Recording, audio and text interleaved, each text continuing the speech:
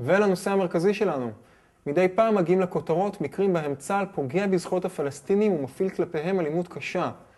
אבל לדברי חיילים ששרתו בשטחים, הפגיעה האמיתית היא דווקא זו הקטנה, היומיומית. כתבתה של דפי אמון. בתזמון ספק ציני, אולי מקרי, למחרת יום הנכבה, התאספו בנמל יפו 300 איש לערב עדויות חיילים שוויתרו לראשונה על מעטה האנונימיות. זוהי עליית מדרגה בניסיון של הארגון להביא לחברה את מה שהיא לא רוצה לשמוע, איך עובדת מערכת השליטה בשטחים בזמן שגרה. רוטינה מתמשכת של פגיעה באוכלוסייה שלמה. שוברים שתיקה זה ארגון של חיילים משוחררים, חיילים וחיילות. מה שאנחנו מנסים לעשות זה בעצם להציג את הסיפורים שלנו. חיילים והחיילות שבסופו של דבר היו הידיים של המדיניות שמיושמת בשטחים. קיצר, הרעיון הוא להגיד שהעדויות האלה זה לא באמת ככה, והאנשים שמאחוריהם, זה שהם אנונימיים, זה כנראה כי הם לא כל כך קיימים, או שזה ככה. האמינות מוטלת בספק. אז הנה, אני כאן. הנה הפרצוף, הנה השם. אני אסף פולק מראשון, זה הפרצוף.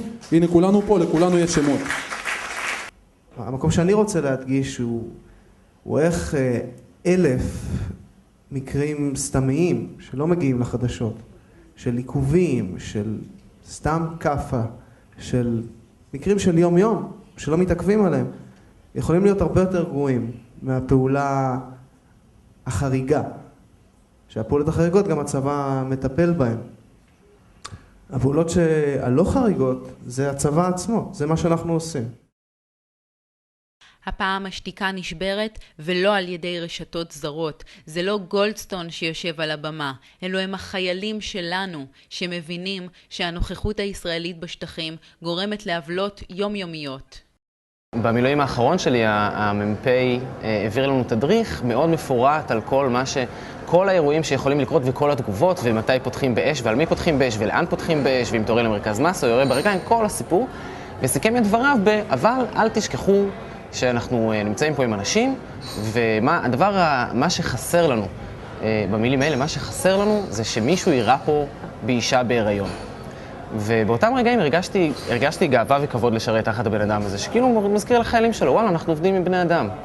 בתוך כדי שהמחשבה הזאת עוברת לי בראש, אני שומע אותו ממשיך את המשפט ואומר, כי אז יבואו כל השמאלנים ובג"ץ ובצלם וארגוני זכויות האדם ויעשו לנו טררם, וזה הדבר האחרון שחסר לנו. רוח הדברים הייתה כזו שבאיזשהו שלב היינו נכנסים לתוך הכפרים, וזה כבר תרחה להתחיל להחליף את המתאם של הכדורי גומי, ומה שקרה בסוף זה שהיינו יורים אש חיה בקלות, אפילו בלי פקודה מפורשת הרבה פעמים, הרבה פעמים מעל הראש, במה שנקרא לחומת מפגש, שזה באזור הראש.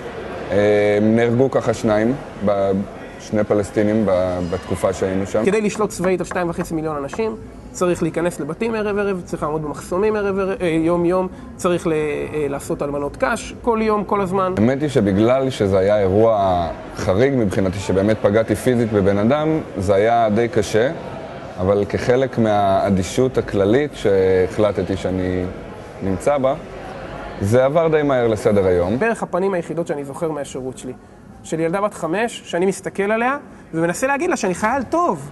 שלא תפחד ממני, חייל טוב, פשוט באתי לקחת לה את אבא. כלומר, זה על הפנים. אין לי מושג מה אני יכול לעשות עם זה, חוץ מלספר את הסיפורים, אבל ברור שאני מאוד מאוכזב מעצמי, בדבר הזה.